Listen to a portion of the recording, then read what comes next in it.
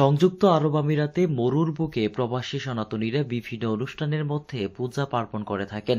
সোমবার আবুধাবির green city আলাইনে প্রবাসী সনাতনীদের উদ্যোগে সার্বজনীন দুর্গাপূজা উদযাপন কমিটির সহযোগিতায় আলাইন লোকনাথ সেবাশ্রমের আয়োজনে একটি হলরুমে 13তম শ্যামা পূজা বা কালী পূজার আয়োজন করা হয়। অন্যদিকে আলাইন প্রবাসী মরুতীর্থ গীতা সংঘের উদ্যোগে মন্দিরে 23তম কালী পূজা অনুষ্ঠিত হয়। পূজার পূর্বদিনে আদিবাসীর মধ্য দিয়ে শুরু হয় মায়ের পূজা। মঙ্গল প্রদীপ প্রজ্বলনের মাধ্যমে ভগবানের চরণে দীপ দেখানো হয়। অনুষ্ঠান ছিল মায়ের পূজা, গীতাপাঠ, শ্যামা সঙ্গীত, ধ্রুপদী নৃত্য, পুষ্পাঞ্জলি, উপাসনা, যজ্ঞ, সাংস্কৃতিক অনুষ্ঠান ও মহাপ্রসাদ বিতরণ। ঢাকের তালে তালে জয় মা কালী ধ্বনিতে মুখরিত ছিল পূজা মণ্ডপগুলো। মন্দিরগুলোতে ছিল প্রবাসী সনাতনীদের শৃঙ্খলাবদ্ধভাবে মায়ের আরতি ও শ্রদ্ধা জ্ঞাপন।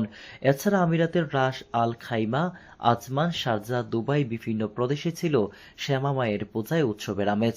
আগামী 30 অক্টোবর রাস আল খাইমায় অনুষ্ঠিত হচ্ছে প্রবাসী সনাতনীদের উদ্যোগে সার্বজনীন জগদ্ধাত্রী পূজার আয়োজন।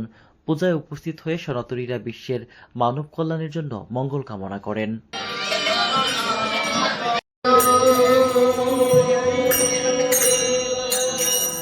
জয় দুর্গা কৃষ্ণ প্রেমানন্দে মাধব খালিকা পিতে একবার হরি হরি বলো। জয় দুর্গা কৃষ্ণ প্রেমানন্দে মরুতীর্থ প্রবাসী গীতা সংঘ প্রীতি।